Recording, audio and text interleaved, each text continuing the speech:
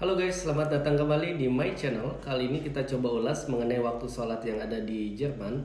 Ini cukup menarik karena berbeda dengan kondisi yang di Indonesia. Perbedaan yang pertama itu, waktu sholat di sini tiap hari berubah. Jadi kita perlu update terus ya, kita monitor waktu sholatnya agar tidak ketinggalan waktu sholat di esok harinya. Karena bisa nambah, bisa berkurang.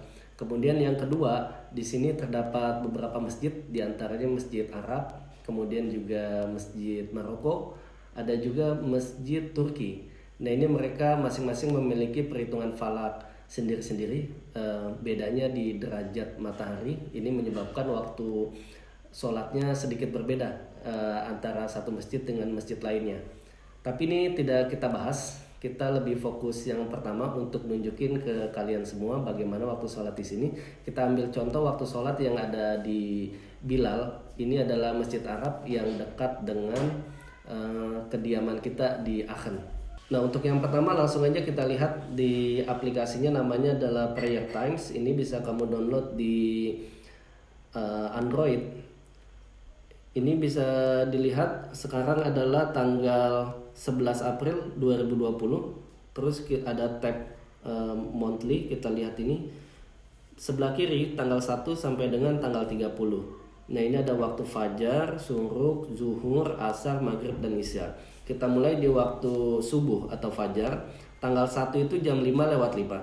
Berubah di tanggal 2 jam 5 lewat 2. Tanggal 3 berubah menjadi jam 5. Terus dia berubah sampai dengan tanggal 30 menjadi jam 4 lewat 5. Artinya dalam satu bulan waktu sholatnya itu berubah sebanyak 1 jam gitu ya. Ini juga sama kalau kita lihat di waktu isya. Tanggal 1 itu jam 10 lewat 6. Tanggal 2 berubah menjadi lewat 8 dan seterusnya, sehingga tanggal 30 itu menjadi jam 11 lewat 1.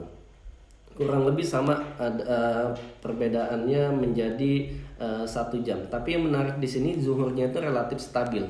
Dia berubah juga, tapi agak lama dan sedikit gitu.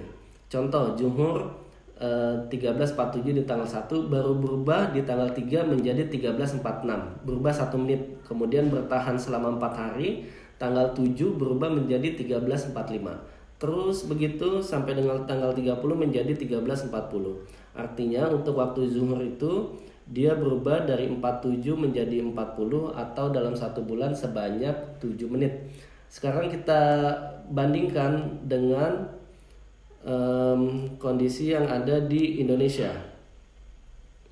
Ini kita coba buka untuk islamicfinder.org, situsnya kita ketik Jakarta, kemudian kita lihat yang bulanan.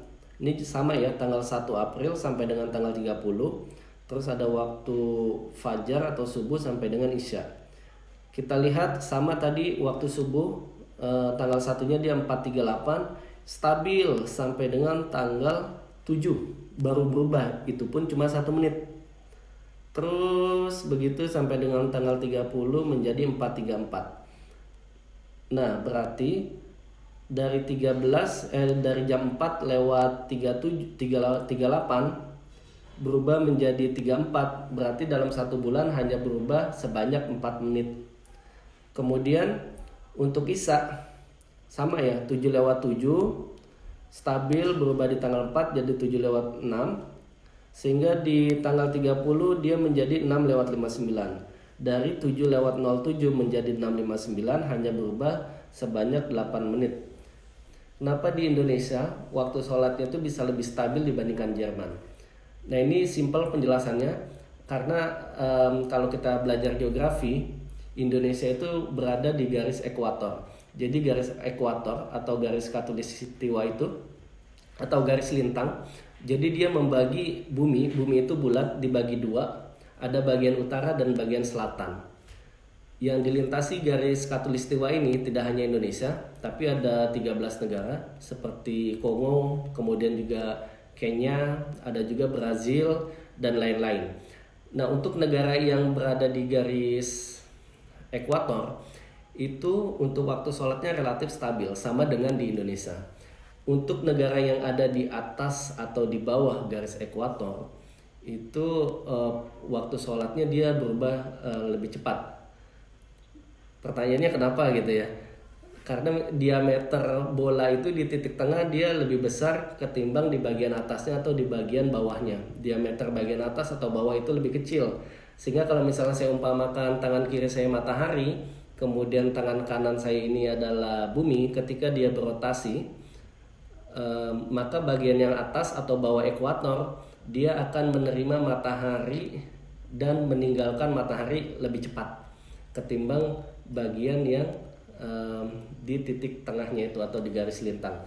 Ya, penjelasannya sederhana seperti itu, dan kita bersyukur ada di negeri Indonesia. Tidak banyak berubah waktu sholatnya karena ini tentunya berefek pada pola tidur kita. Di Jerman ini dengan kondisi yang seperti ini, apalagi nanti di waktu subuh, di waktu puasa, nanti insya Allah kita coba buatkan videonya. Tentunya waktu isanya nanti akan semakin lebih malam, waktu subuhnya semakin lebih subuh gitu ya, semakin lebih malam juga, karena ini kan waktu semi mendekati nanti summer, jadi waktu siangnya itu memang lebih panjang, otomatis waktu puasanya juga lebih panjang. Ya, demikian yang dapat kita ulas hari ini, mudah-mudahan bermanfaat. Sekian, sampai jumpa di video selanjutnya. Assalamualaikum warahmatullahi wabarakatuh. Ciao.